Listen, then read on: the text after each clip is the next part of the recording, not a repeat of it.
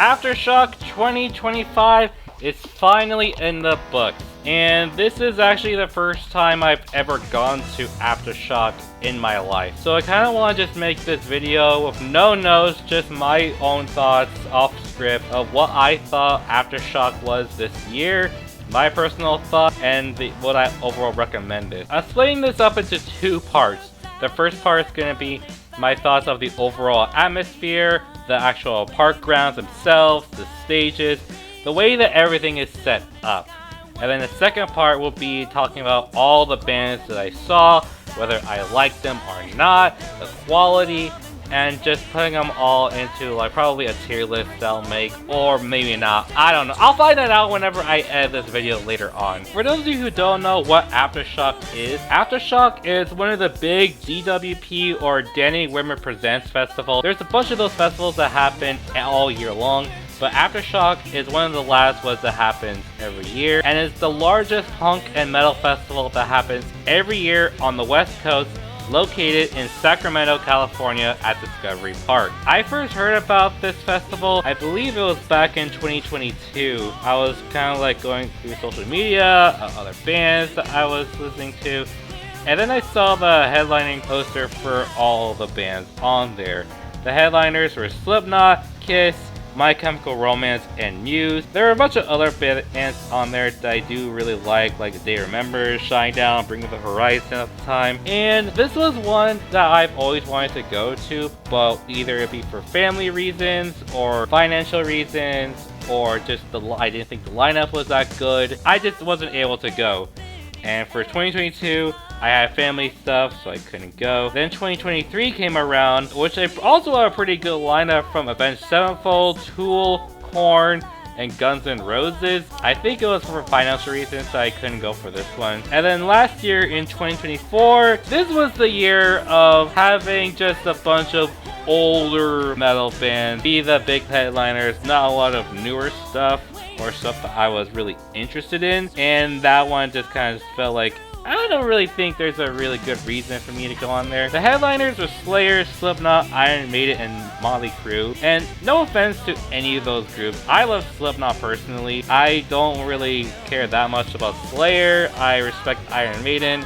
And Motley Crue, who the hell listens to Motley Crue in 2024, let alone in the future? 2024 had a lot of this kind of lineup for a lot of festivals, like in Louder Than Life and Sonic Temple. There was a lot of festivals like that. So in 2025, this was one of the biggest glow-ups in festivals I probably have ever seen, and this might have been the best lineup for Aftershock, probably to date. We have a lot of bands that I really do love on here, but the main headliners for all 4 days were Blink-182, Deftones, Korn, and Bring Me the Horizon. This was the first time where all 4 bands of the headliners I loved, and I knew that this was the moment that I had to go see them. He also had a whole bunch of other bands on here that I love: Turnstile, Knocked Loose, Chevelle, Motionless in White, All American Rejects, A Perfect Circle, Bad Omen, Chiodos, Of Mice and Men, Northlane. There's a bunch of bands on here that I had seen before, I haven't seen before, and I knew that I had to go to this festival and see how it all goes out myself. And 2025 was the magic year, and I finally did that, and it's time to give my overall thoughts of my whole experience at Aftershock. Now, there's different levels for the Aftershock: general admission, and then you could pay a lot more for the VIP or Capital Club. I just went with general admission because I want to have the best experience of not spending that much money at the time, which it was fine. Now, the overall experience of first getting to the festival, it actually was a lot better than I was originally thought it was going to be. If you get a hotel that's like 5 minutes away from the park, you could just Uber back and forth each of the days, and if you do it early enough and reserve the Uber early enough before the day's over, it's not that bad. They'll drop you off at a certified parking spot, day and night, and then you could just go from there. It's actually a really smart way of doing it, because the opening part of the gates where you walk in, and then when you get out, the distance from where the Uber drops you off, it's only like 10-minute walk, and for that distance to get over there, I think it's pretty good. Now, the organization of the whole festival, honestly,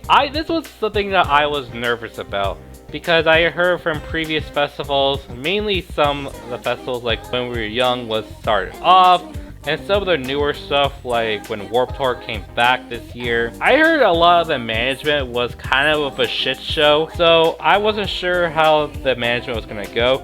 And thankfully, to my surprise, the management of Aftershock, from the festival grounds to food, bathrooms, lockers, just everything ended up being really, really great, understanding, and helpful for all of us at the festival. As I said before, this is located at Discovery Park, which is probably their form of like a big park that has not a lot of that little cities have. Just the overall layout of everything, I felt personally, was really simple and really easy to access all the way through. Especially when there's only 4 stages in the whole festival, and they are pretty close to each other. I mean, if you're looking at the 2 main stages, the Jack Daniels stage and the Shockwave stage, if it's from distance to distance, it's only about like a 5-minute walk, and that's pretty easy to manage as you go along if there's another band you wanted to catch right when another band ended. Now, the first day when I came over there, the first 2 days actually, in the mornings it rained.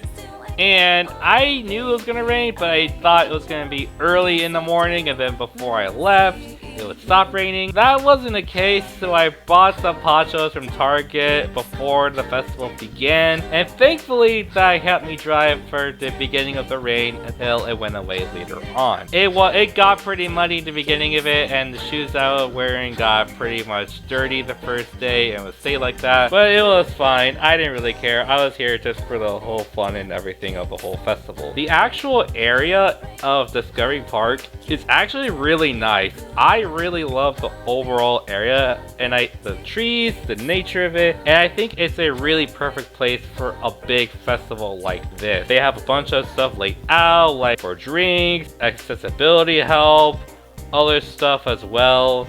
I can't remember everything that was there. I know there's special clothing spots for like huts, like the Pretty Cult, which definitely check them out if you haven't already. For the women in metal that want to lay in and be baddies while also rocking out. That deserves my stamp of approval. One of the biggest things that helped out within the whole festival were the lockers. And if you ever go to a festival, or any festival that has a locker available to purchase, do it. Buy the locker. Even if it's like $100, it is absolutely worth it. Because in these kind of events, if you have stuff like merch or other stuff you don't want to be carrying around all the time, like sunscreen or your sunglasses or hat, you can easily go to your lockers and put them in there. Especially if you get the weekend pass, where you have all 4 days for the locker, it's really, really handy for you to have. As I mentioned before, the layout of the stages are actually pretty good. 3 to 4 stages, Jack Daniels, Shockwaves, and DWP Presents stage, they're actually all pretty close together. The only one that's kind of far off to like kind of the exit of the park is the Coors Light stage, which I never went over there unless it was the first day for me to check out everything. I only went there to see one band over there, and that was it. Most of the bands I saw were in the first, second, and fourth stages, all kind of near the Garden Highway entrance slash exit of the park. So if you were trying to get over there, I could probably see it being a little bit of an issue. Try to hurry up, but overall, getting from stage to stage in a relatively quick manner isn't really that hard. In fact, it actually was pretty easy to get through and manage it through. So that's one of the other reasons what I loved about the whole overall layout of the whole festival. And then obviously there's merch available. The merch is basically kind of like what you expect from the price of a shirt these days, ranging between $40 to $45 for a shirt, and that's kind of average. Most of my stuff I spent up there was on merch, so I'm not mad about that. It was the first time I went there, and I want to make the most of it. The one thing I will say though, they always have merch for the headliners and most of the other headliners for the other side stages. They didn't have merch for every single band there. Maybe it's because they didn't have any, they didn't get them in on time. But for some of the bands I wanted to go get merch for that I didn't have, they didn't have them available. Like for example, Dying Wish, Northlane, The Plot in You, bands that I genuinely do love and I wanted to get merch from. They didn't have them, but other bands like Of Mice and Men, Landmarks, Alkaline Trio, they had merch for those. So I do wish they had more merch available for all the bands that are going to be at the festival, but it's fine for what it is. And the good thing about this is that you don't have to get every single shirt that you want all in one go. All the shirts for all the bands there, they're gonna be there the whole weekend. So if you're gonna be there for all 4 days, you can get some for one day, and then 2 shirts for another day, 3 shirts for the next day. That's how I kind of went through as I went on for the whole festival. In terms of when you go get your shirts, I recommend, if you don't have any bands you want to see in the beginning with the gates open, I recommend you get your shirts the first time it opens, or at least within the first couple of hours. Because if you go within the afternoon, if you have like an hour break before the next band, you're probably going to miss out on the first song or 2 of the band that you want to try to see before you get out of the merch tent. That did happen to me once on the first day, and I'll get into that later on when I talk about the bands I saw. There's a lot of stuff that I recommend if you do decide to go to Aftershock, or really any music festival in general that's a 4-day festival like this. There's a bunch of things that I highly recommend. I've talked to some other people, like some friends of mine. I want to relay those pointers out to you because I feel that it's important for everyone to understand what I think you should bring for a festival, because it will make your life a lot better. First and foremost, probably the most important things that you can get before you go to Aftershock or any festival: buy something to protect your phone from getting stolen.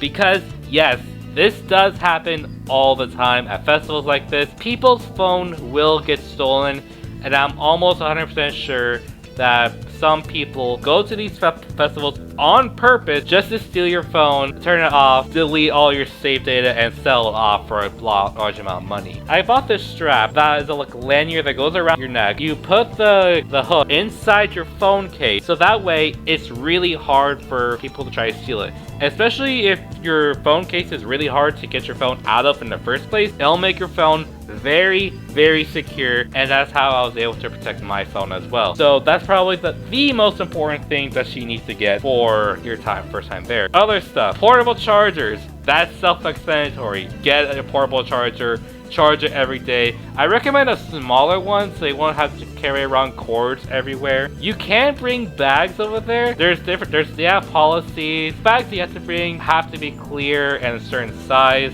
I brought one of those clear drawstring bags. That was good enough for me. Buy a fanny pack as well. That's also clear for all your personal stuff like your keys, your wallet, any other personal stuff that you need to have, because you're gonna need that as well. Sunscreen you need, because no matter what weather it is, whether it's rainy or hot, you need the sunscreen. You're gonna be out all day. I put on like 2 or 3 times a day for the sunscreen.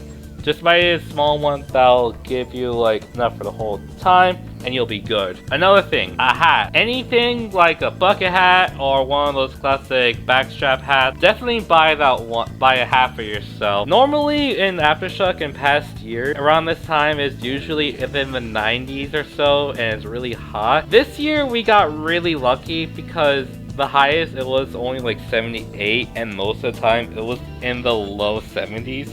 Mainly because it had rained the first couple of days, so it wasn't terribly hot, and it definitely got cooler later on at night. But still, either way, bring a hat and sunscreen because those are going to help you a lot. Another thing I recommend, Tylenol, ibuprofen, or any kind of painkillers, because if you're someone like in your 30s or your 40s who goes to stuff all the time, even as someone in my mid-20s, your knees are going to start hurting a lot There's not a lot of places to sit down that's comfortable unless you have VIP. So bring like a tub of Tylenol when you go to this, and take a couple of doses with you every day of the festival, as well as take some at night, because those are gonna save your life and all the pain that your feet are gonna go through. It's suffering pain, but you're gonna need it. Next up, bring a collapsible water bottle. They have water refill stations all across the festival. If you bring a collapsible water bottle that can fold up, easily put in your bag, and then take it out when you need to refill and hydrate yourself, definitely do that. And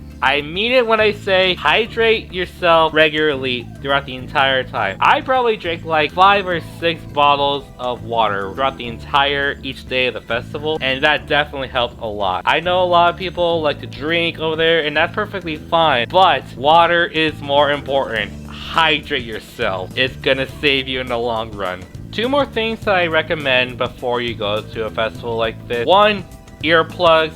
That's probably self-explanatory. I started wearing earplugs probably like a couple years ago for shows, and you need to start, especially for a 4-day festival like this, you're gonna go deaf if you don't wear earplugs. So please buy yourself some earplugs. It'll help you in the long run. I got these loop earplugs that sound really great even with it plugged in my ear. That'll help. And then one last thing that I recommend that I think a lot of people might not realize: bring cold medicine and start taking it as you go along within the festival. You're going out to a 4-day festival. There's a lot of people over there. Some of them are probably sick, and there's a lot of germs from other people. Maybe there's homeless people from previous days before the setup of the festival. You might get sick, and unfortunately, after the last day, I did get sick with the cold for like a good solid week, and I had to buy cold medicine when I was leaving back, heading home. So do yourself a favor and just buy a pack of cold medicine, and just start taking them as you go along within the festival, because it'll probably protect you more and have chances of getting less sick when you're over at the festival. So all that stuff is stuff I recommend if you ever decide to go to a festival like this. I think one of the other things that I haven't mentioned of yet is obviously the food, which is probably one of the parts that I am kind of critical of. Not the actual food itself. I think a lot of the food over there was really great. Vendors over there, they had a lot of great options. There's good varieties. There's pizza, chicken stuff, chicken tenders, mac and cheese, noodles, Korean corn dogs. They had a bunch of different variety of stuff, whether it be the vendors or the food truck. There's a lot of stuff. But really the main issue that I had was just the overall cost of it, which it shouldn't be that surprising, especially if you go to a lot of events or even like your local fair. The prices of food is going to be a lot more, but be prepared to spend about an average of $20 per food item. You could also buy drinks, but those are all you're gonna be probably spending like 15 or 10 bucks depending on the alcohol or not. I never really bought myself any drinks outside of maybe like a Diet Coke once for 5 bucks. So I personally just recommend you just stick with water from their water bottle the whole time. And then some of the other things that I was concerned about were the bathrooms, the porta potties. If you got general admission, you have to use the porta potties, which there was a bunch of for a lot of people.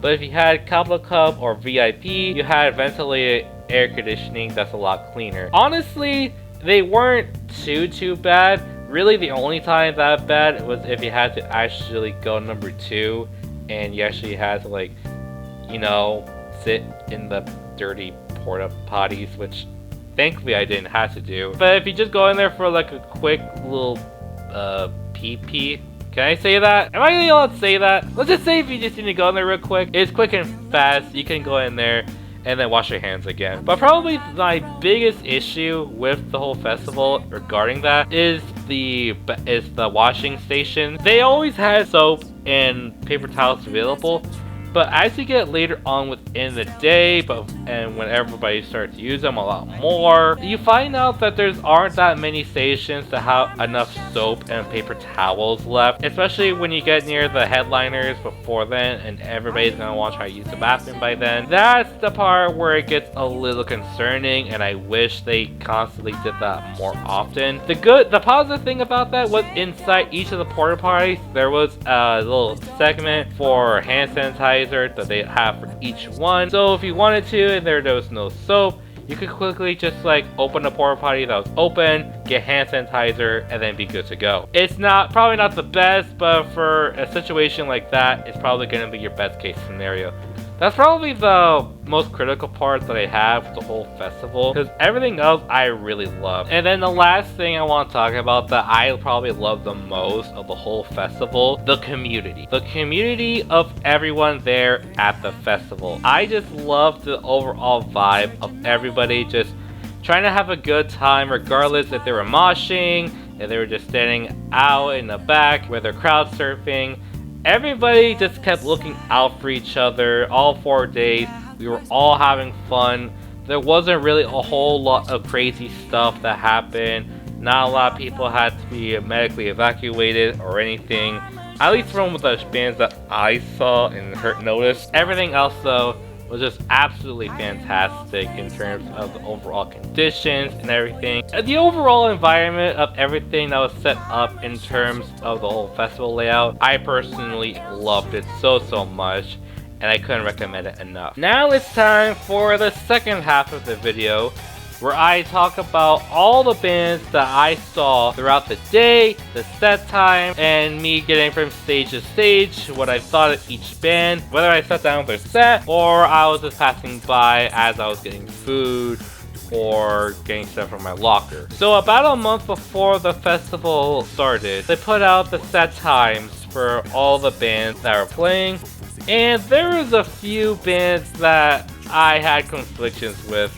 Basically how it ended up going was mainly for the Jack Daniels and the DWP stage. Those bands were going to be playing basically at the same time throughout the whole festival. And then how it went afterwards was that the Shockwave and Coors Light stages, those bands were mainly going to be playing at the same time as well. Unless there was a spot where a band only got one spot for uninterrupted. The main thing that how it went was mainly for the Shockwave and Aftershock stages, the two main stages. If one band is playing on one stage, it will be played on the big screen on the other stage.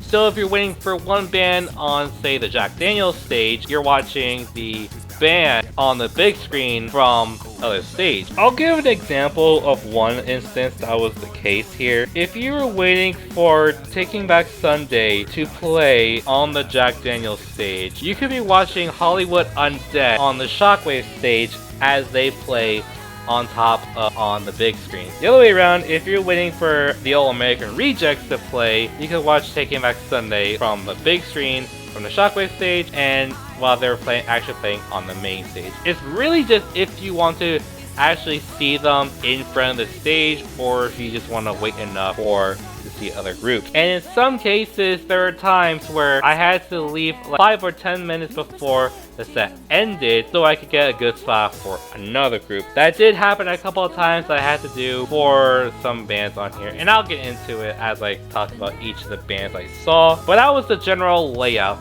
And most of it was good. Some of them ended up not being good because you might have to see a band you don't like, whether on the screens or right in front of you, in order for you to get a good spot for another band. That happened a few times while I was at the festival, and on the last day it was probably the worst case, and I'll get into that when I get to that last day. Ooh boy, that was weird. Oh yeah, I forgot to mention, one of the cool things about Aftershock was the app that was given to you that you could help set up a schedule for the bands you wanted to see at different stages. And another thing that I thought was really cool was it gives you a notification of what bands are going to be using special effects like smoke, CO2 cannons, or pyro. They give you a notification a couple of hours before the start of the festival, and it'll tell you what bands are going to be playing using those effects. For example, for day one, it gave me the notification that Blink-182, All Time Low, Good Charlotte, and Hollywood Undead will be using those special effects. I thought that was a really neat addition to have. Maybe if there was a certain band you had seen before that was going to use those effects, you could see that, and I thought that was a really cool way of doing it. Alright, I think enough time has gone past for probably the part that y'all have been waiting for. You probably want to hear my thoughts of every band I saw at Aftershock, whether it be I've seen it before, or I haven't. The way I'm going to be going about this is like if I saw a good amount of the band live playing at the time, whether I was just off in a distance, in line for merch, or getting food, or something like that. If I saw a good general amount of the portion of the set, then I will be rating it. I'm going to be rating them based off of S tier for being the best band of the festival, and then F tier for being the worst. Again, maybe I'll try to put them all like a tier list maker if I'm able to make that for this video. We'll see if I end up doing it. You'll find out whenever this gets uploaded. And also another cool thing is that I am actually going to be using some of the video footage that I took from my phone. I ended up just downloading it from my OneDrive, and you'll be seeing that on here, which I think is the first time I've ever done something like this. It'll be only for the bands that I wanted to record for, and any other bands that I didn't like, I'll probably just use other people, but we'll give credit to the ones that I recorded too. So yeah, let's get to all the bands I saw, starting off with day 1, Thursday, October 2nd, 2025. Throne were the very first band that I saw the full set of. And yeah, this band continues to be awesome. This was my second time seeing Throne live. The first time was when I saw them back in 2023 when they opened for Event Anime on their North American tour when they released Heavener that year. The whole show back then was awesome, and Throne were definitely a really awesome opener.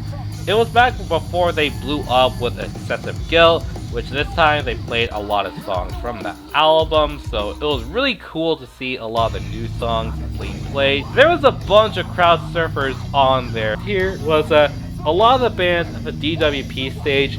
There was a bunch of moshing crowd surfers. I know those crowd surfers a lot in festivals, but especially at the DWP stage, which was a lot smaller, there was a bunch of crowd surfers that it got pretty chaotic, and I'll get into it, especially on Friday and Saturday. But yeah, it was really nice to see Throne again, seeing them play songs for their new album Excessive Guilt that came out in 2024. Definitely recommend seeing them if you haven't already, whether it's headliner or opener.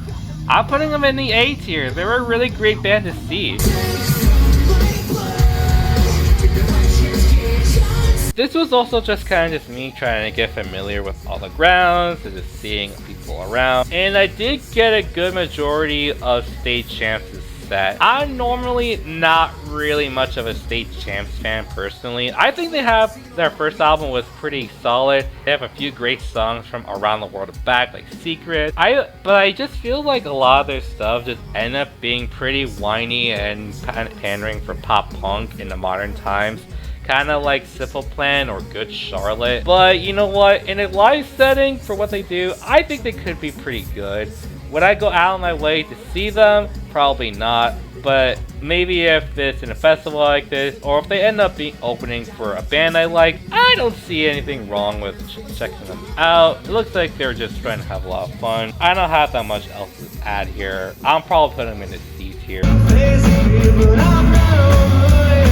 The second band that I fully saw the whole set of that I really enjoyed was Alkaline Trio, a group that I've been wanting to catch for quite a while, and I'm glad I finally caught them at Aftershock. At the time they were playing, they were finishing up their tour with Blink-182, the Missionary Impossible tour, which Blink-182 are the headliners for this day. And it just felt really nice to see Alkaline Trio. They played a lot of their big hits from all their albums, like Mercy Me, Private Eye, Calling All Skeletons. It's just really great to see Matt Skiba just playing in a live setting like this. I thought they sounded great, and overall, yeah, they're really good. I would probably put them in a really solid B tier myself. Yeah, so remember when I talked about bands that I had to see, whether it be staying in their merch line? That was kind of the case with Hollywood Undead. Basically, after Alkaline Trio, Hollywood Undead played the Shockwave stage, and the merch tent, the closest one, was nearby the Shockwave stage. So while in line waiting for merch, I saw basically all of Hollywood Undead set against my will. They were one of the bands that day that had a lot of pyro and CO2 canisters playing and firing off. And the thing is with this group is that in a live setting, it just looks like it's just a bunch of men just want to have fun, which isn't a problem. It's just the music from Hollywood Undead sucks. You hear songs like Coming in Hot or Chaos or Bullet or Undead, all from like when they were written like maybe in their 20s or so. And then you hear these songs from men in their 40s. It just sounds really awkward and weird. I will say give them three things actually. One, if you're a fan of Hollywood Undead, you probably would enjoy them in a live setting because it looks like they just want to have a lot of fun. Two, they brought up this kid to announce the song that they were going to play, and the kid said, "This song is called Coming In Hot, motherfucker." And then the thing that did kind of get me to laugh was they did play Everywhere I Go, which I'm not gonna lie, that one is a little bit of a guilty pleasure for myself. And it was just one of those things that I just happened to see while I was waiting in line for merch. So I wouldn't really go out of my way to see them. I get the people who like them and want to see them live. They're not my thing overall. I'm putting them in the D tier category. So now we have our first instance of two bands that I like that we're going to be conflicting with each other. Taking Back Sunday and Chelsea Grin. They're basically going to be playing at the same time. And in this case, I ended up going with Chelsea Grin because I have already seen Taking Back Sunday. So it's another band that wasn't intentionally supposed to be on here. Originally, I believe it was supposed to be a tribute band to SOD, but they dropped off and Chelsea Grin took the spot. This was a band that I was a song or two late because I was in line for merch, and they played started playing as soon as I got up to the merch line to get my shirts. And they weren't the best band I saw that day, but overall, it just felt good to see Chelsea Grin finally. It wasn't a whole super long set. They had a few good songs playing in there, like Recurrent, Dead Rose, as well as Hostage closing out. Then they had Taylor Barber and Let the Suffer to join in for that. I thought that was pretty cool. I wouldn't go out of town to see them again though, but if they came to my local city and played, sure, I'll go and see them again. And so for that, I'll put them in the B tier.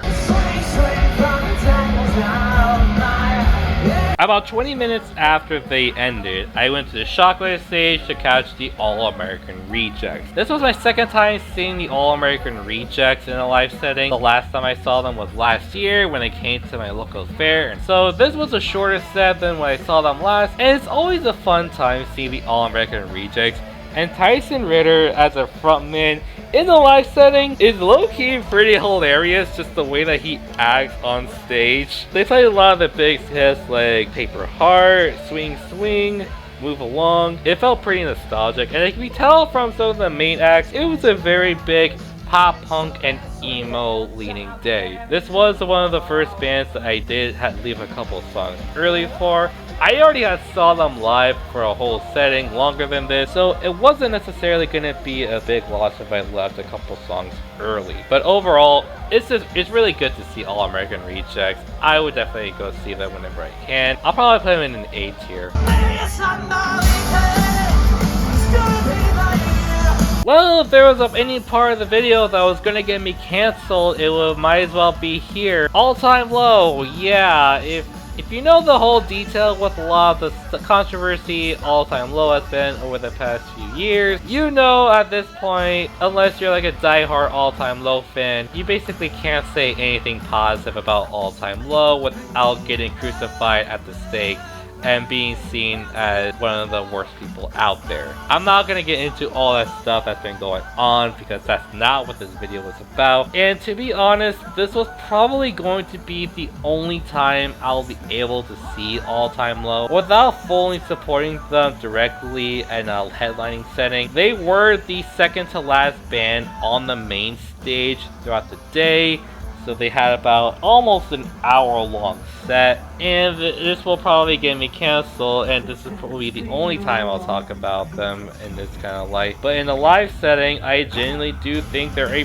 pretty fun group. They had a lot of special effects. Alex sounded good. It was the start of their Everyone's Talk tour that's going on this year with other groups like Mayday Parade. For what it's worth, I thought they were a pretty fun group to see. At the time that I'm recording this video, they had just dropped their new album Everyone's Talking that came out October 17th. I am not gonna be reviewing that album before anybody asks. I don't want people trying to cancel me for saying something I like. I'll probably just put it in the dishonorable mentions either way, just so people won't cancel me. But yeah, that's kind of like my thoughts on all of them though. If we're excluding all the allegations, I thought they're a really fun group live. In terms of placement where I'm putting them in, I'm probably gonna put them in an A tier. That might. If I don't come out alive after this video, you'll probably figure out why. Another side note that I kind of want to point out was I didn't see a whole lot of their sets, so I'm not gonna be rating them overall. But I did want to point out that Good Charlotte was the headliner for the Shockwave stage before Blink-182, and they did brought out Derek from Sum 41 on there to play a couple songs. I did thought that was pretty good, but I also just don't really like Good Charlotte's music overall. I didn't see a whole lot, so I'm not gonna be rating them. I just want to point it out in case if any Good Charlotte fans or Sum 41 fans notice. And then finally, the headliners for the evening, Blink-182. This was my second time seeing Blink-182 in a live setting. I saw them on their One More Time tour back in 2024 with Pierce the Veil opening. Blink-182 is a very special band for me. They're always a very nostalgic group. They're one of the first pop punk bands I listened to that got me into much more into the genre with bands like Green Day. And I know a lot of people, some say that they don't like Blink in a live setting, they don't sound good. I really don't care what anybody says. I really love seeing Blink-182 live. And seeing them live twice at this time, I'm pretty content with myself. The set list was pretty different than the last time I saw them, so that was definitely a big plus. They play a lot more from their older stuff, like Take Off Your Pants and Jacket. They didn't even play all Up All Night from Neighborhoods. Instead they played Wishing Well, which I thought was a pretty cool change in pace. They do what Blink-182 does. They make a lot of sex, dick jokes, masturbation all the time, but they also like to play their hearts out in a live setting. They're just always just a fun group to see. I have a special place in my heart for them, and I'm gonna be putting them in S tier. And with that, day 1 was a success. Starting off day 2, Friday, October 3rd of Aftershock. Most of the time I spent was here at the DWP stage, because that's where a lot of the bands I wanted to see was over there. And the first band I saw was 156 Silence.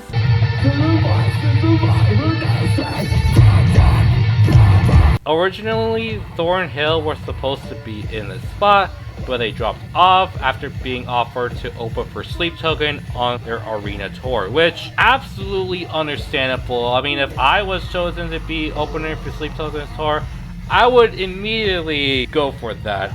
So, because, you know, Sleep Token's amazing. But going back to 156 Silence, this was my second time seeing them, and actually the second time this year. I saw them back on early this year in February when they did their co-headlining tour with Victims, and unfortunately that was also the first and only time I saw them with their bassist Lucas Broker, who, if you don't know, unfortunately passed away at a very young age near the end of March of 2025. So it felt really saddening just seeing that happen, especially with the amount of success 156 has gotten throughout the entire year with touring with so many bands. So seeing them back in action and going strong and carrying of Lucas's memory, it's just really amazing to see. They debuted a new song, Our Parting Ways, that came out this month at the time of recording this video. Also announced their signing to Pure Noise Records. So it looks like they're gonna keep going strong, and that's really great to see. I'm putting them in an A tier. Landmarks was next, and this was one of my most anticipated bands to see live this year at Aftershock. They put out one of my favorite albums this year with The Darkest Place I've ever been. Easily one of my favorites of the year so far, and they're just as awesome live as I wanted it to be. Just with the direction, the command, the entire band, the energy throughout the entire set list is just absolutely killer. I really love seeing them. They ended off the set with having a feature from Resolve on their song Self-Made Black Hole, which is one of their best songs. Just absolutely killer set. And honestly, I'm putting them in the S tier. They were that damn awesome live. And here we have another confliction here. And this one was really hard for me to decide because we have Basement and North Lane. North Lane doesn't really tour that much in the US, and then Basement haven't been touring, and they just recently got back together near the end of last year. I ended up going with North Lane because I'm pretty sure Basement are going to be teasing something new in the upcoming future.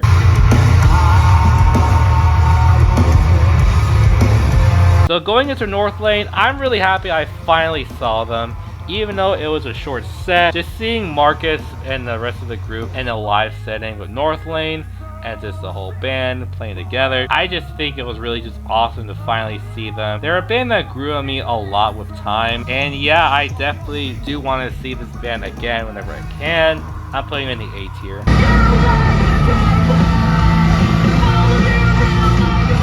So, raise of hands, how many people knew that Get Scared are back now? For some reason, if you don't remember who Get Scared are, they're a post-hardcore metalcore band that hasn't been active in quite a long time. I mean, this was their first show back, I want to say since 2017, 2018, so a very long time. They have a very devoted fan base that's gotten pretty big over time. I'm not that much into who Get Scared's music. I mean, I like a few songs, but I'm more or less kind of indifferent towards them. This one, I was just kind of curious to see how it would go since it's their first show back in such a long time. And it was okay, I guess.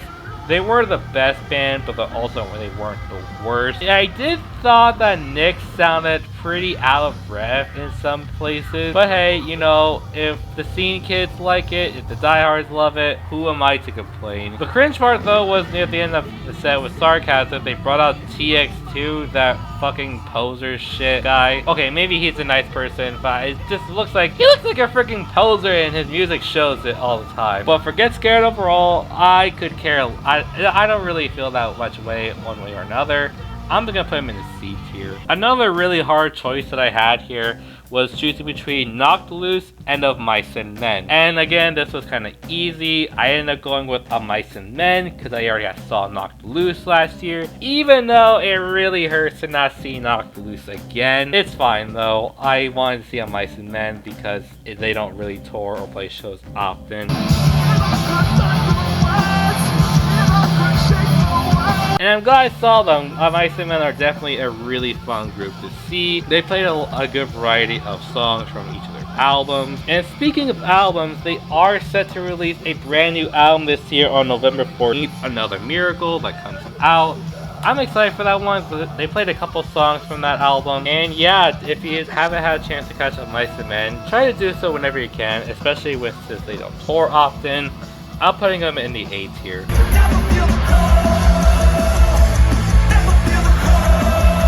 One of the more hyped bands I've been wanting to see for a while is Turnstile, and this was one of the most chaotic shows in terms of the pit that I've seen in quite a while actually. Before they even started playing and got out stage, there was already a pit forming. They definitely played a lot of good songs from Never Enough and Glow On. They're just such a fun band to see, and just shouting along with so many songs like Mystery, Holiday, Soul, the title track of Never Enough. They're just so fun to hear and just be in the moment for. Everyone was jumping around. Brendan Yates sounded awesome. Just such a fun vibe, energy going along here, what they do. Easy A tier for sure.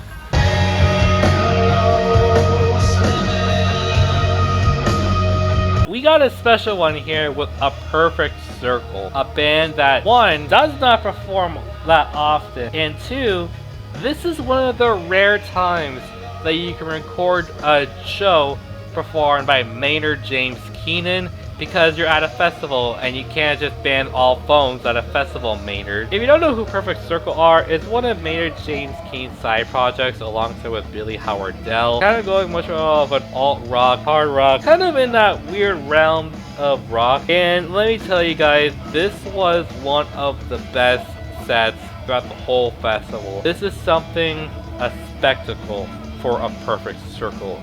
Truly a set that is so hypnotizing, mesmerizing. It's just so hypnotic, just hearing Maynard, hearing so many of the songs that Perfect Circle has done. It was just absolutely phenomenal and just really transcending when it comes to a Perfect Circle's live performances. I don't care if the next time I can record them, I will absolutely see them again whenever I can.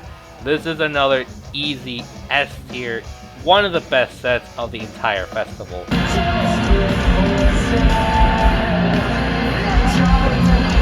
And then now, finally, to end off the second day, Deftones. Probably the most hyped band that I've been wanting to see for a very, very long time. Deftones are one of my top 10 favorite bands of all time. So finally seeing Deftones live, hearing so many songs from so many of their albums, everything from White Pony, Saturday Night Wrist, the new album Private Music, Koi no Yoken, just so many. It's just such an amazing show.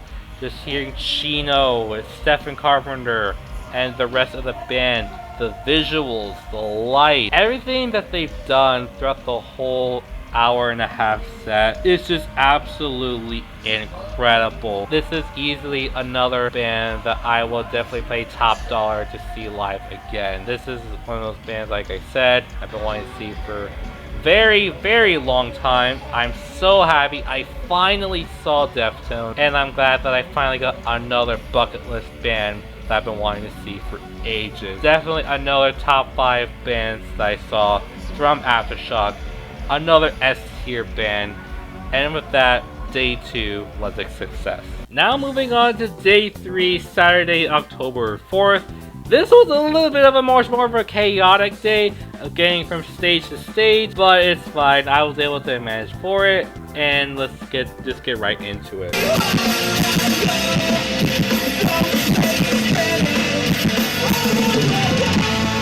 I got there pretty early and ended up seeing almost pretty much the whole set of Scary Kids, Scaring Kids. I heard of this band's name, I never really listened to their stuff, and I guess I thought that was okay overall. I mean, it's probably stuff that might not necessarily be up my alley, but maybe for the kids or the people who listen to that stuff, they probably would like it more. I probably would have given them much more in the C tier, but they kind of went down a little bit. Well, for one, kind of not necessarily being my thing, but also they brought out Lacey Sturm of Flyleaf on stage for a song, and if you know Lacey Sturm and her belief, I don't want to get into it, but that's not necessarily a good look. So it was just the one song, and the Flyleaf are there, but thankfully I never went to the Coors Light stage to see them. But I don't know, this just felt pretty off. I probably would never really see them again either way. But I think because of that Lacey Sturm thing, they're probably going to go into D tier personally myself.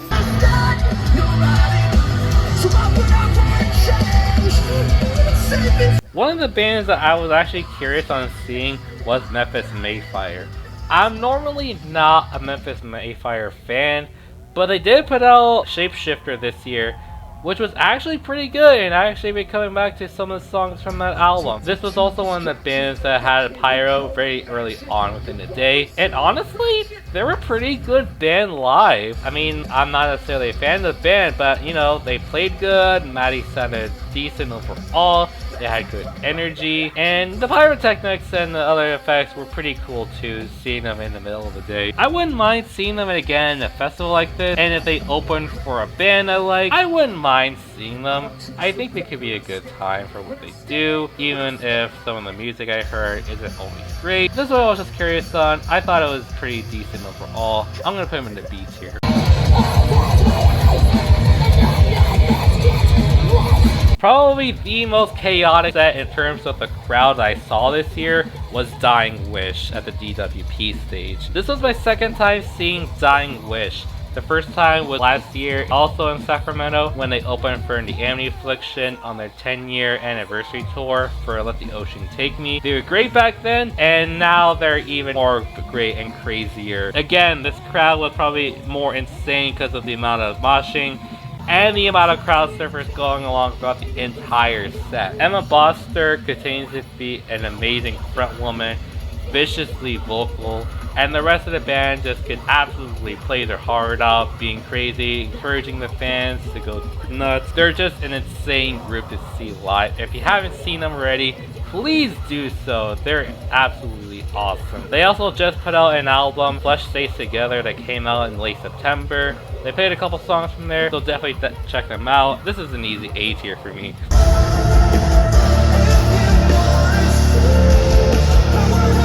About a few minutes later after that, I went out to the Shockwave to see Dayseeker. This was my second time seeing Dayseeker because the first time I saw them was when they opened for Pierce the Veil on their Jaws of Life tour. And I think this time I enjoyed them a lot more. Not that they were bad last time, they were great, but this one, just the overall, just for what they were doing, it was just really great to see. Rory sounded great, the whole band sounded good. And it was really nice to hear some of the older stuff, but also the newer stuff, because they did play a couple of singles from the upcoming album Creatures in the Black Night that's gonna come out actually pretty soon. At the time of recording this video, October 20th, it's gonna be released October 24th, so that will already be out by the time this is edited and uploaded. But overall, this is a really great band to see. I'm really happy that I got to see them again. This is kind of another easy A tier for me.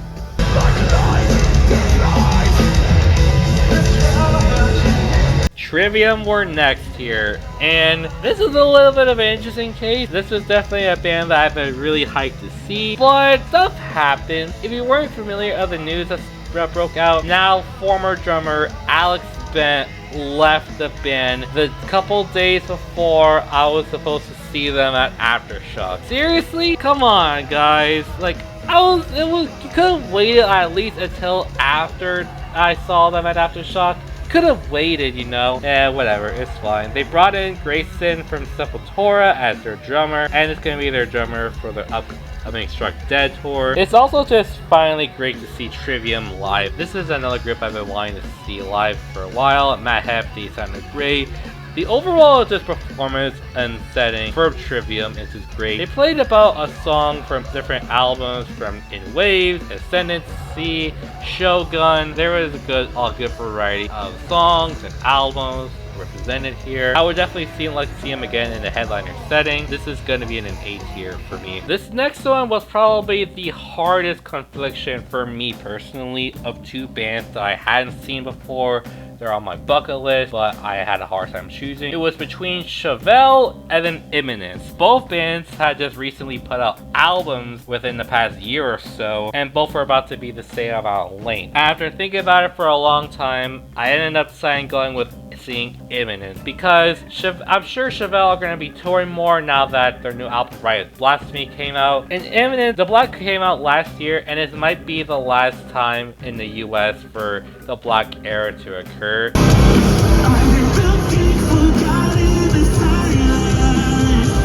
And even though this was a very short 5-song set, 30 minutes, this was also one of the best sets of the entire festival. Just finally seeing them in a live setting with Eddie Berg, Harold, and the rest of the band, just being absolutely transcendent with the music, the chills that you get, the violin. They came from Sweden with love, and they gave us all their love with an absolutely incredible set.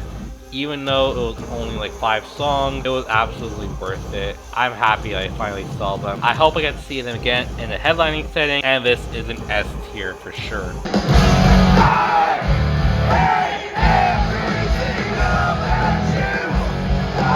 This was a pretty interesting one. I finally saw 3 Days Grace live, now that them as a 5-piece with Adam Gontier back in the band, with him and Matt Walsh doing vocals. I was definitely curious to see how it was going to go, because even though I'm not that much into 3 Days Grace anymore like it was back then, I will say it was a good show. I did really enjoy them seeing all the band members as a 5-piece. It was really nice hearing a lot of the big hits, everything from Animal I Become, Home, Break, I Hate Everything About You. It felt really nostalgic to hear all those songs live. It just felt really good to see them in the setting like that. The only downside was that when you see the visuals from 3 Days Grace and their tour, you could clearly tell that it was clearly AI. You could just clearly tell. Maybe that's what they decided to do. I don't know if it was them or the label, but regardless, they were good seeing them live. I'm putting them in the B tier.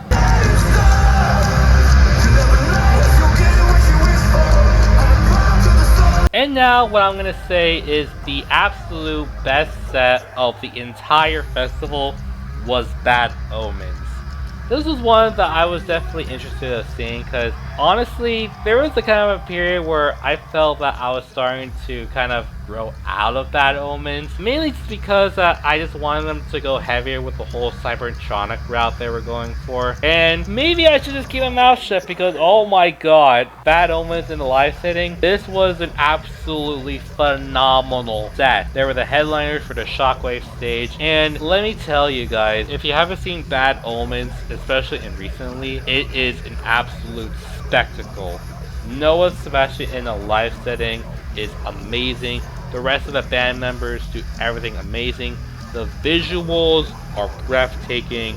The light, the special effects from the CO2 smoke, and then a lot of pyro. This might be the show that I saw the most pyro probably in my entire life. I mean, just everything from start to finish just kept me interested in a chokehold. But probably the best song of the entire time, the entire festival, was seeing The Throne live. No man has ever lived until you see The Throne in a live setting.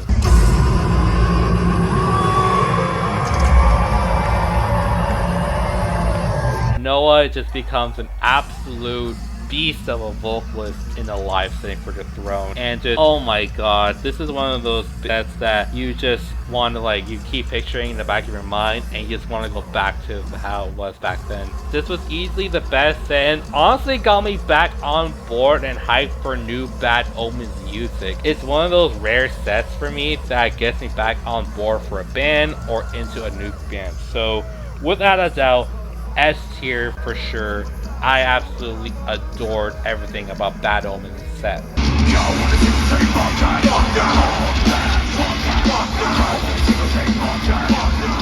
While I may not have gotten the best spot for Korn, it was time for the main headliner spot of the band, which, like I said already, was Korn. Believe it or not, this is actually my third time seeing Korn live. The first time was when they opened for System of a Down about 4 years ago on their short run of the West Coast. And then second time was last year in 2024 for their 30th anniversary tour when Gojira and Spirit Box opened for them. And it's always great to see Korn live. And what really makes me happy was Jonathan Davis sounding much better, because there was a period where his vocals were shot. He had to work on himself, get better, and just seeing him live nowadays sounding really good, it just puts a smile on my face. Plus, Korn are always such a fun band live. Twist is such a fun song to hear live, as well as the other songs like Freak on the Leash, Falling Away From Me, Got the Life. There isn't much that I haven't said about them already, and I'm sure other people will say. But just Korn, always a great band to see live, and I will always be down to see Korn in the live setting. So overall, I'm definitely putting them in an A tier. And with that, day 3 is a success. Day 4, the final day, October 5th, 2025, the final day of Aftershock. This was definitely a bittersweet day because it was going to be the last day of the festival, but I was here to make the most of it. And all the time that I spent was mainly at the Jack Daniels stage, seeing pretty much all the groups there. And let's just get into it.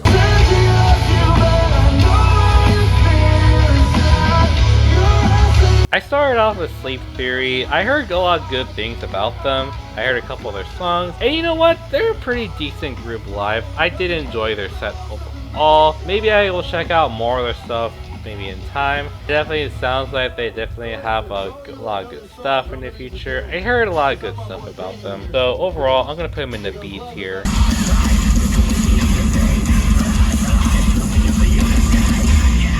A band that I've been wanting to see for quite a bit now is The Plot in You. I got into The Plot in You about a couple years ago with one of their bigger songs like Forgotten that came out, and going back to the catalog and just finally seeing The Plot in You in a live setting is just awesome. Lennon sounded great. They played a lot of songs from their Volume EP, and there's something about hearing the bridge and call out from Forgotten from everyone in a live setting just sends chills down your spine. I spent my life chasing things that have only brought me pain. In the end, when I'm dead, hoping for something. I wish it was longer, but also they're one of the first bands of the day. I'm not gonna complain about it. Really great band, A tier for sure.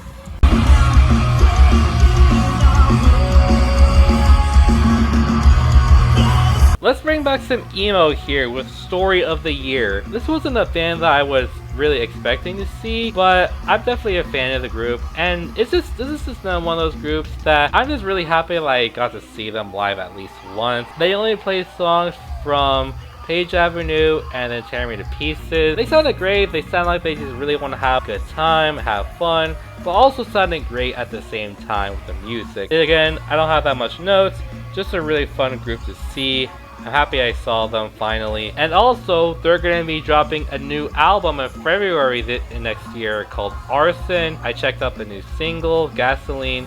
It's pretty fun. So if you haven't checked them out, definitely do so. I'm putting them in the B tier.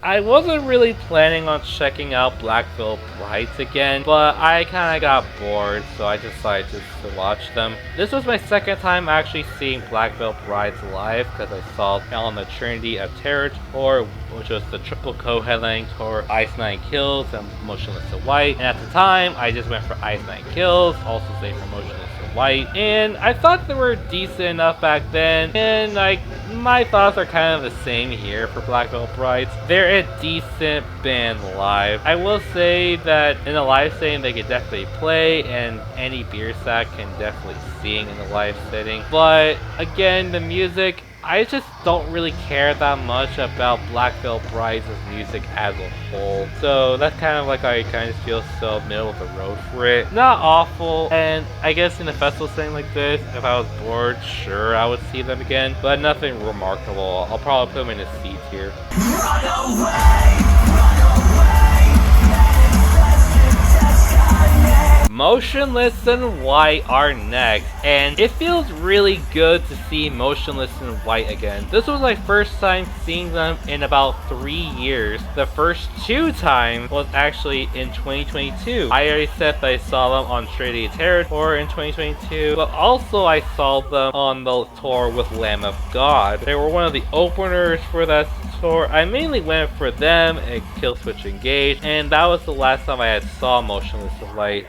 So finally seeing them again after wanting to see them for a while, it just felt really good to see Chris, Ricky, and the rest of the band in a live setting. They definitely played a couple of songs I hadn't heard yet from the album Scoring the End of the World. And again, they're just always just a really great band to see live. I know a lot of people kind of give them shit for saying that the music sucks or whatever, and I will say they do have their cringe moments, but overall as a band and as people, they're great. I really enjoy them, and I'll always be down to see Motionless in White. I'll put them in an A tier. Also, they should be releasing new music pretty soon, so I hopefully we'll get some news on that, hopefully. Now we have one of the most weirdest and awkward sets I've ever seen in music. And again, this was another group or person I didn't want to see. It was against my will, and I wanted to get a good spot whenever the set was over for the headliners. Look, there's some things you just have to suffer through to get a good spot for the bands you want to see. So unfortunately, I had to go suffer through Marilyn Manson's set. Now, if you know the stuff that happened with the allegations and the lawsuits from Marilyn Manson since the 2020s, it's just been really off-putting. I never listened to Marilyn Manson in the first place, so it doesn't really affect me all that much. But just even in the live setting with all that going on, just Marilyn Manson is just so weird live. Just his presence, just the way that he sings, just his overall image, and his just him smiling weirdly with his teeth, all the paint and everything. It was just so weird and awkward. I just did not know how I felt about that. It just felt so just off-putting. And before anybody says anything, I watched from a far distance, but I wanted to just be there and just suffer through, so when his set was over, I could swoop in and get a good spot for when Bring Me the Horizon, the headliner, was playing later on that day. Because Marilyn Manson was the second to last band on the Jack Daniels stage before Bring Me the Horizon played. And some stuff you just have to take the bullet for. I definitely don't recommend seeing Marilyn Manson. And just, I don't know, it just felt really weird seeing and creepy seeing Marilyn Manson live. And the kind of a disheartening thing, it's just seeing Reba Myers as the touring guitarist and backing vocalist for Marilyn Manson after Code Orange departed. It's a decision, and it's a sight to see. I just felt really weird seeing this. This is an F tier group for sure.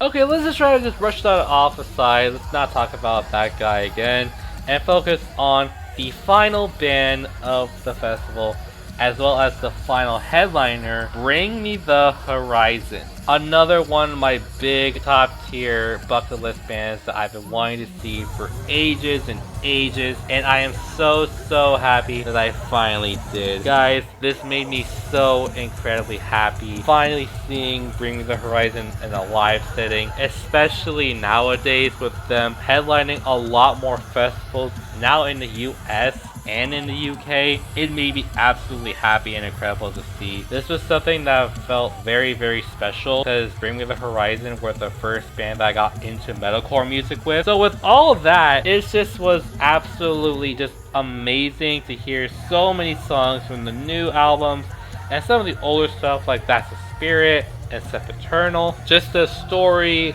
the visuals that they play, Ollie Sykes vocals throughout the whole set. It was amazing. They even did their thing they do every time, where they have someone from the audience come up and sing Anti-Vis with middle fingers up. Just the overall, just what a way to close out a festival, and one of the best experiences I've ever had. Amazing finale to an already amazing weekend. S tier band to close it off. So to kind of just close out my entire thoughts of Aftershock 2025, this was the first festival that I've ever gone to in my entire life. Going to this festival has always been a dream of mine, and something that I've always been wanting to do for so long, and I'm happy that in 2025 I finally made it happen. This was easily one of the best weekends and best experiences I've ever had in my entire life. Almost every moment was fantastic. Just the entire community, the experience,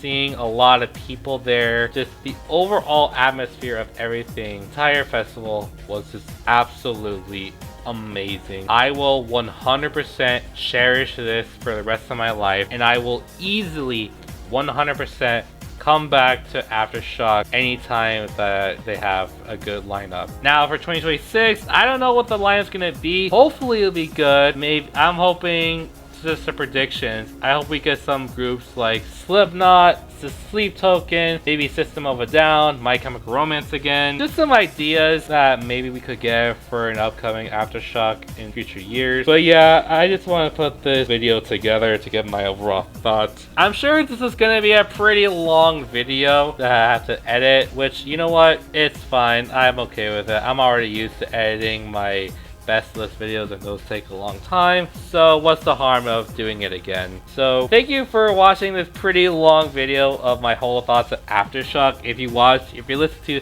the whole video, congratulations. And if you haven't gone to Aftershock already, or if you want to go at some point, highly recommend. Thanks for watching, and I'll see you whenever I release another video.